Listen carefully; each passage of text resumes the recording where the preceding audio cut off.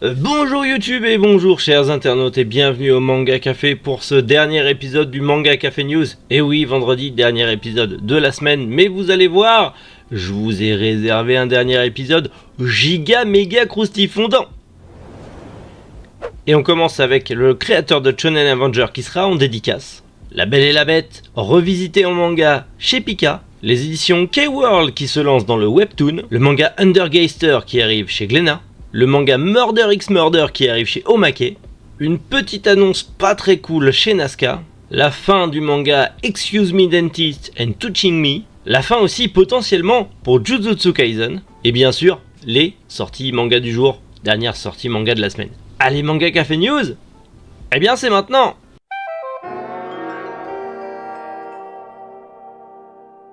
L'artiste Zemial, le créateur, le papa de Shonen Avenger, sera en dédicace à Bry-sur-Marne.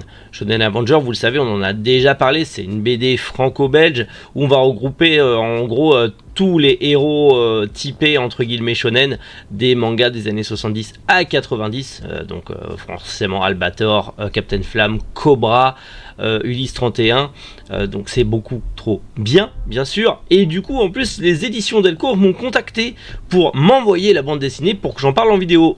Mais j'ai pas encore reçu la BD, mais dites-vous qu'on va en parler incessamment sous peu.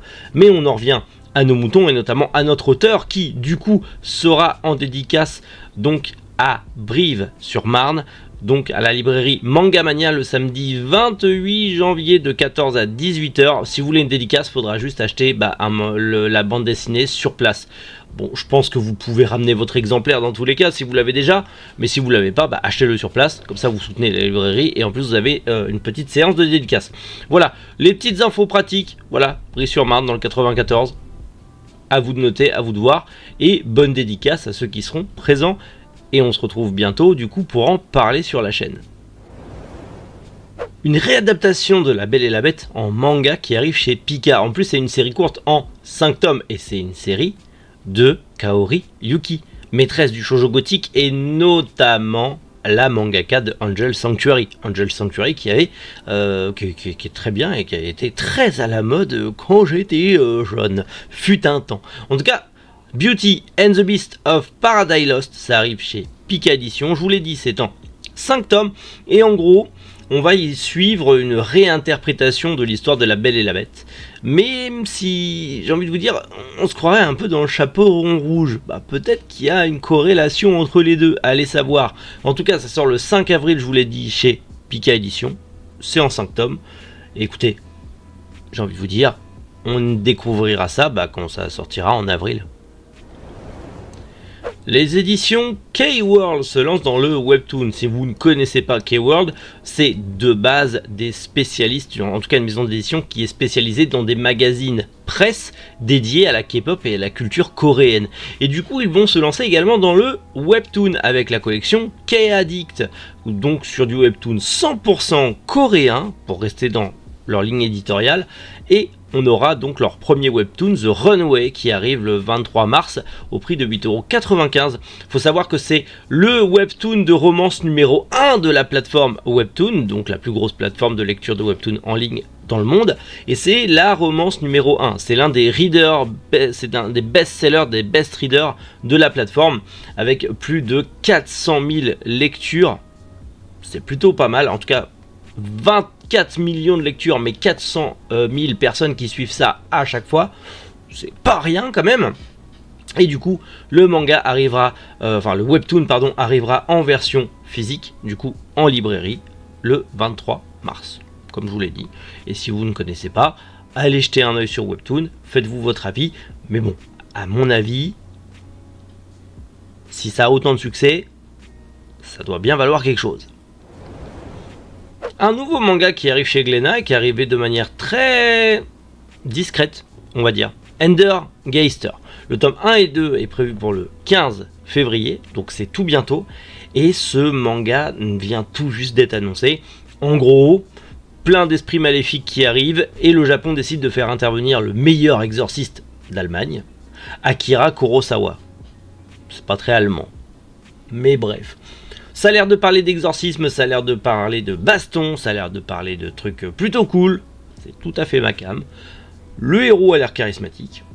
On verra bien ce que ça donne, mais comme je vous l'ai dit, dans tous les cas, ça sort le 15 février chez Glénat, donc on en reparlera bientôt. Une toute nouvelle série qui arrive dans les écuries d'Omake Manga, Murder X Murder. Une série encore une fois en 3 tomes, décidément ils ont la cote avec les séries courtes. C'est un seinen où on va suivre tout simplement une jeune fille qui découpe tout ce qui bouge, en tout cas tout ce qui pourrait la gêner à coups de katana. Bon, on n'a pas plus d'infos, il y en aura par la suite, mais écoutez, ça arrive chez Omake, c'est encore une série courte, ça a l'air d'être cool. Ça a l'air d'être sanglant, c'est prévu normalement pour avril 2023 si tout va bien. Donc, comme d'hab, j'ai envie de vous dire, oui, c'est répétitif, mais on en reparlera bientôt. Les éditions Nazca, malheureusement, vont être obligées de changer de qualité papier. Vous le savez, on va pas se répéter. La pénurie de papier, les problèmes liés à ça, pénurie des matières premières font que malheureusement les éditions Nazca se retrouvent un petit peu au pied du mur, notamment avec des nouvelles séries qui sont en couleur comme Black Fist par exemple, et ils ont été obligés de revoir un petit peu ce changement de papier. Bon, comme ils l'ont précisé, ce changement de papier, ils ne pouvaient clairement pas garder le papier qu'ils avaient avant. Donc ils prennent un papier qui est beaucoup plus proche du manga, un papier qui est quand même de bonne qualité, puisque pour l'avoir eu en main et avoir lu des mangas qui ont été imprimés avec ce papier, notamment Black Fist, que j'ai adoré d'ailleurs, Funeral Concerto aussi, Mon père et la reine des Vétubeuses, tout ça je l'ai lu avec ce nouveau papier, tout en ne sachant pas que c'était le nouveau papier qui était prévu pour leur maison d'édition. Et au final, le papier est plutôt correct. Mais pour eux, ce changement de papier était la seule solution pour ne pas gonfler leur prix. Puisque vous le savez, à cause de toutes les pénuries et autres qui se passent en ce moment, on est obligé d'augmenter les prix. Tout le monde est obligé d'augmenter les prix. Les prix de frais de port augmentent, les prix du carburant augmentent, bref, tout augmente. Et forcément, les éditions Nazca ne voulaient pas augmenter leur prix pour ne pas du coup se tirer une énorme balle dans le pied et ne pas mettre certaines bonnes séries dans l'ombre. Résultat des courses, ils ont préféré partir sur un papier plus léger, plus souple et donc moins cher à l'achat pour produire et imprimer leur manga. Et c'est plutôt cool puisque comme je vous l'ai dit, ce papier en main, il n'est pas dégueu et ça va très bien. Donc c'est un mal pour un bien clairement. En tout cas, on leur souhaite tout le courage qu'il faut et plein de bonnes choses. Et j'ai très hâte de pouvoir relire de leurs œuvres et aussi de vous en reparler.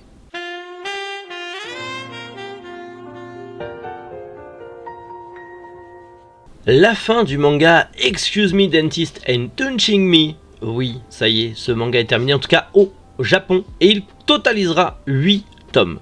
8 tomes, c'est plutôt pas mal. Faut savoir que le manga est disponible chez nous, chez Soleil Manga d'ailleurs, donc si vous voulez, allez-y, foncez. Il n'y a que 4 tomes pour l'instant, donc au final on est à la moitié de la série. Il restera 4 tomes à paraître chez nous pour justement finir la série. Si vous aimez la série, je sais pas si pour vous, vous vous dites que potentiellement 4 tomes pour tout finir, ça a l'air particulier, c'est trop court, c'est trop long, je ne sais pas, je ne connais pas la série, je ne l'ai pas lu. N'hésitez pas à vous prononcer en commentaire. En tout cas voilà, vous le savez, si vous avez la série, elle fera que 8 tomes. C'est déjà une bonne façon de pouvoir gérer son planning d'achat manga et du coup éviter les achats compulsifs ou faire des économies. Une nouvelle qui a fait trembler la toile. Gege Akutami a annoncé que Jujutsu Kaisen, en tout cas il souhaiterait que Jujutsu Kaisen soit terminé cette année, 2023. Donc potentiellement en 2023, on aura la fin de Jujutsu Kaisen qui est l'un des mastodontes du Shonen Jump. Allez savoir. Je sais pas, du coup ça nous ferait quoi? Ça nous ferait une vingtaine de tomes pour Jujutsu Kaisen à peu près? Enfin même plus que ça parce qu'on est quoi? On est au 18e tome actuellement en France si je ne dis pas de bêtises. Ça nous ferait un petit 30 tomes peut-être potentiellement si ça se finit cette année par rapport au Japon. On l'aurait en 30 tomes, c'est pas déconnant en soi. À voir ce que ça va donner. Je sais pas si vous vous dites non, pas envie, il faut que ça dure plus longtemps. Je sais pas, est-ce que ce manga était fait pour durer longtemps ou pas? On verra. En tout cas, c'est pas une annonce officielle, c'est juste un souhait de l'auteur. Potentiellement, comme d'hab, la Shueisha va être derrière en mode non, tu continues, tu tires jusqu'à la moelle. Ça là-dessus, ils sont champions. Et on l'a vu déjà avec Dragon Ball Z, mais on l'a vu avec plein d'autres mangas où les suites étaient pas forcément désirables. Donc on espère qu'il pourra finir le manga comme il l'entend et comme il a envie pour qu'on puisse avoir un manga ultra génial à lire. Et une fin qui nous convienne tout simplement.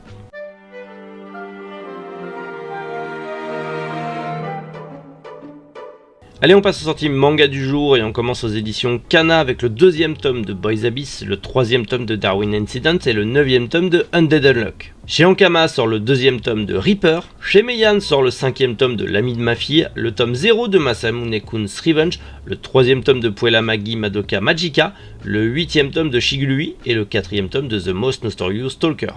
Chez Vega Dupuis sort le 2e tome de Creepy Cat et le 3e tome de Mimizuki et le Roi de la Nuit. Chez Imo sort le 5e tome de Bambi.